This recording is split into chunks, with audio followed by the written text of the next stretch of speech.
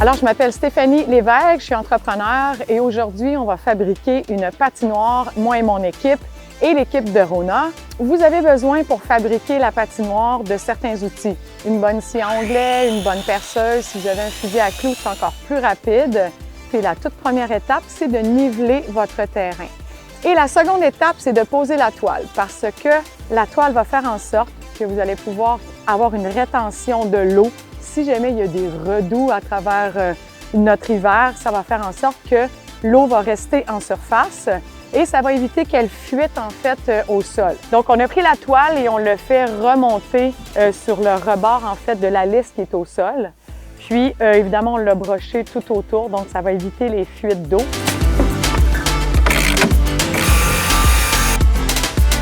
Je vous conseille sincèrement de calculer, de mesurer autant que possible pour éviter les pertes des matériaux.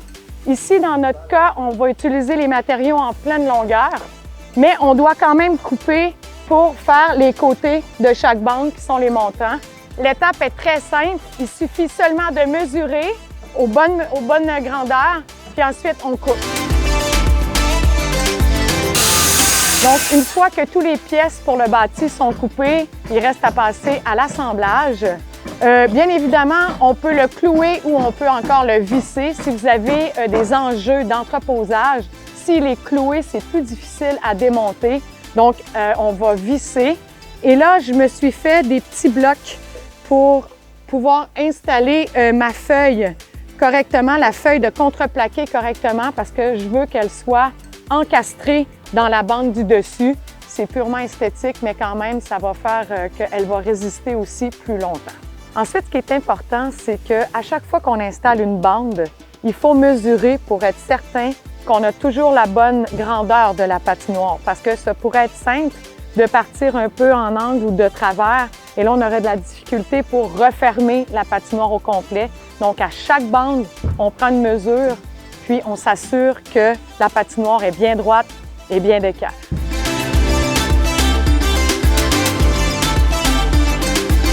On a calculé l'ouverture pour faire la porte parce qu'avec une porte, c'est plus facile pour y accéder. Vous pouvez faire simplement un espace, mais ce qui est important, c'est de le calculer de toute façon. Donc, ce qu'on a fait, c'est qu'on a fait le bâti de la porte et maintenant, on va ajouter des petites pièces de bois sur lesquelles on a coupé des angles à 45 degrés qui vont faire des équerres pour s'assurer en fait que la porte garde son équerrage tout au long de l'hiver, qu'elle soit facile à ouvrir et à fermer. Donc, nous sommes rendus à l'étape où on installe la charnière et pour que ça soit solide et durable à l'extérieur, en fait, pour éviter que ça gèle, on a besoin d'utiliser des charnières à œillet comme ça.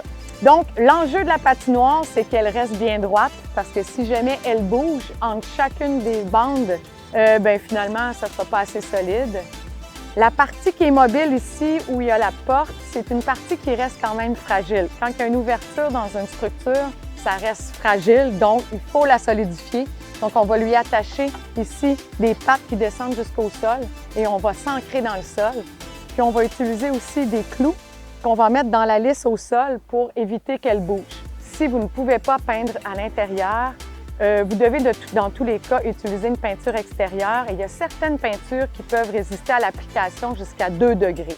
Et bien évidemment, si vous avez envie de quelque chose d'esthétique ou de vous amuser, vous pouvez peindre les bandes à la couleur de l'équipe de votre choix, peut-être bleu, blanc et rouge.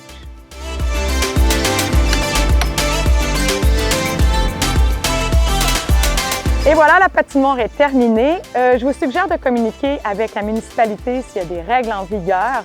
Eux, ils pourront être en mesure de répondre à vos questions. Et sinon, bien évidemment, il manque la glace.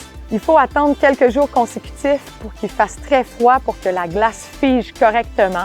Ensuite, il reste juste à s'amuser.